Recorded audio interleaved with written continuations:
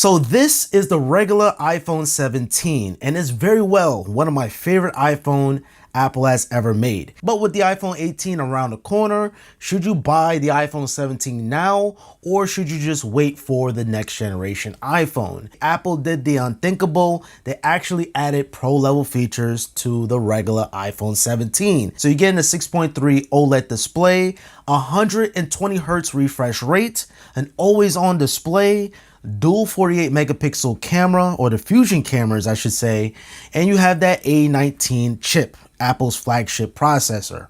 Although the A19 Pro is going to be a little bit more powerful and you have an additional core, but hey, it's still Apple's flagship processor. Pairing those features up right away, this makes it a worthy upgrade if you're coming from a previous older iPhone such as the iPhone 16, 15, 14, or even the 13. This is going to be a marginal difference, especially that 120 Hz refresh rate is nice and buttery smooth. And trust me when I tell you, once you use 120 Hz, it's going to feel choppy going back to a 60 Hz panel on an iPhone. And not only that, arguably, I would even say that the iPhone 17 looks better than the iPhone 17 Pro, and you have these fresh new colors such as this stage color. I did an entire color comparison, so make sure you guys check out that video. Now, I guess you could say the only thing that Apple could have done, this is just me nitpicking, offer a plus model. So imagine an iPhone 17 Plus, but instead in replace, we have the iPhone Air,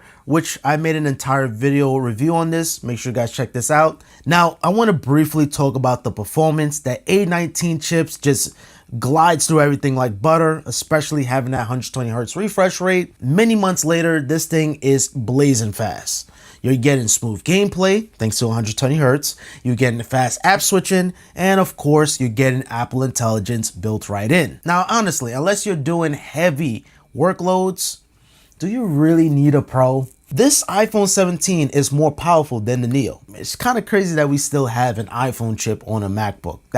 That's bizarre. Performance is rock solid, and expect years of software updates, that being iOS 27. You're going to have security patches too as well. Now, when it comes down to the battery life performance, which I did an entire battery drain test featuring the iPhone 17 alongside the iPhone 17e and a bunch of other iPhones, this was right in the middle. You're going to get the best battery on the iPhone 17e, but this is like right next to it. It's not too far off. Given that you're getting all these features, you're still getting all day battery life daily. You're getting up to 30 hours of video playback. If you have an older iPhone and you at like 60% battery health capacity, then yeah, this is going to be a day and night difference. Now, I want to talk about the cameras. Now, you would think only having two cameras would be, oh no, it only has two cameras. Getting a 48 megapixel main, 48 megapixel ultra wide. Apple silently leveled up the camera performance here. You're getting DSLR like quality, you're getting macro photography, and you're getting that dual capture where you utilize the front facing camera and the rear recording simultaneously. And the best thing about this too, on that front facing camera, you still have center stage where you could be able to get more people into the selfie, into the shot. This feature alone makes me love the entire iPhone 17 series. It's something that once you have it, it's hard to go back to it, especially if you're someone who's constantly taking selfies. You're gonna love that center stage camera. Now let's be real, you're not getting no crazy pro zoom here, so you're missing that telephoto. You're not getting ProRes or ProRAW. None of that filmmaker level upgrades here, but for the average consumer that occasionally take pictures while they're on vacation, this is definitely it. And essentially, you're getting the same sensor here. Like both of these iPhones have a 48 megapixel camera. It's just minusing that telephoto.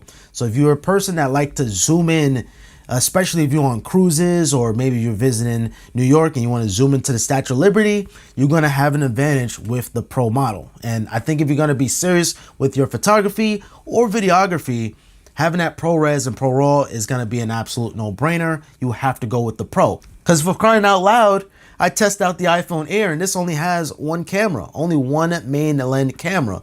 So going to this, having that ultra wide, this is going to triumph over the Air. And this is more expensive. I would even say if you're going to be using this heavily outdoor, The Pro model has that vapor chamber, so it's going to keep the iPhone cooler. I hope Apple will do the same with the iPads, you know, give the iPad Air 120 hertz. Even having all the animations on iOS, everything just feels silky smooth. That's something that I completely missed with the iPhone 17e.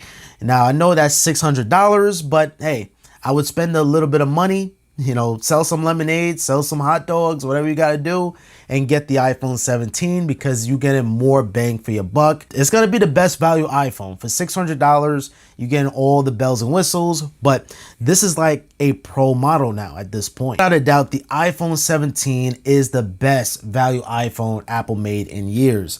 And all of this upgrades, right? You would think the price will go up, right? No. The price is exactly the same, coming in at $799, and now you have a base storage of 256 opposed to 128. This is incredible. All the upgrades at the same price and doubling the storage. This is without a doubt the phone that most people should be buying, and yeah, that's the reason why I kept it all this time here. It's really that good. But the video is not over yet.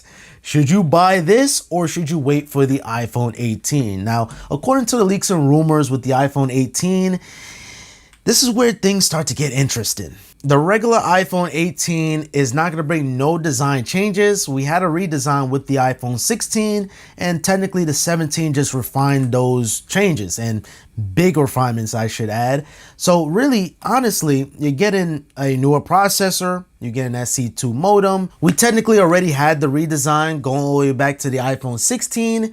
The 17 was just taking this design and refining it. So it's going to be another year with this design. The RAM is set to increase, going from 8 gigabytes to 12 gigabytes. Already currently, we have the 17 Pro and Pro Max already have 12 gigabytes. All the iPhone 18 models is going to receive a selfie upgrade, coming in at 24 megapixels, up from 18. That's it. I kid you not, that's it. That's all we're getting. It's going to be a boring upgrade. The iPhone 18 is going to be a boring upgrade. The star of the show is going to be the iPhone Fold, the rumored iPhone Fold. Remember, the price is going to be savage. It's going to be savagery. And the Pro, even, it's $1,000. This is sub $1,000, like under $1,000. You're getting all of this. If you on the fence of buying an iPhone 17, I mean, just buy it. It's one of the best iPhones. This is probably gonna be the new iPhone 13. I still have my iPhone 13, and you guys already know how legendary the iPhone 13 series is. This is it. This is gonna hold that crown like for a long time, for a very long time. This is gonna be it. So even so, if you're coming from an iPhone 13, the 17 is going to be a worthy upgrade. So yeah, I would not even worry about the iPhone 18 because the 17 is so good. It's so good. Especially if you're in the market of buying a phone, look no further. This is it. Now, as for the iPhone 18 Pro, I took a deeper dive on my iPhone 17 Pro Max 6 months later review. Be sure to watch that video on screen right now. At that point, you should wait for the iPhone 18 Pro if you want to upgrade to the Pro model coming from whatever phone you have, because I think that's going to be a worthy upgrade. But in terms of the regular iPhone 18, you might want to skip the regular iPhone 18 and just stick to the iPhone 17. And so far, the regular iPhone 18 is set to release in the spring of 2027.